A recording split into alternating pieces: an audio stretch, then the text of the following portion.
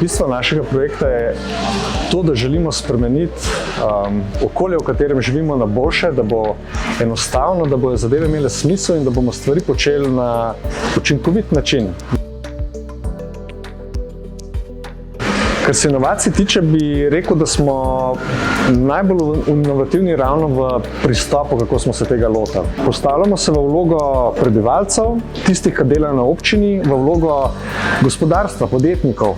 Želimo najprej sploh zelo dobro razumeti, kakšne so potrebe, kaj so tisti momenti, kjer izgubljamo čas, kaj so tisti momenti, ki nam predstavlja nepotrebne stroške ali pa ki nam dejansko ne ustvarja dodane vrednosti. Največji izziv, ki ga jaz tukaj vidim, je hitrost uvajanja teh sprememb v prava življenjska okolja. Tukaj mislim, da je en velik handicap, ki smo, bom rekel, vsi izpostavljeni temu, mogoče po eni strani malo zakonodaja, ker tehnologija se ful hitro razvija, zakonodaja pa zelo počasi sledi. Tako da je ta implementacijski vidik včasih kar naporen.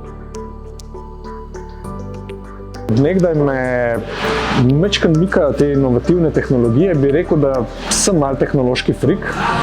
Na drugi strani pa zelo velikokrat pridem do kakšne situacije, ko vidim neko rešitev, pa rečem, wow, ful dobro, to rabimo, Pa se pa vprašam, ok, meni je jasno, kaj pa ostalim uporabnikom, ki pa mogoče niso toliko tehnološki friki, pa toliko naklonjeni temu.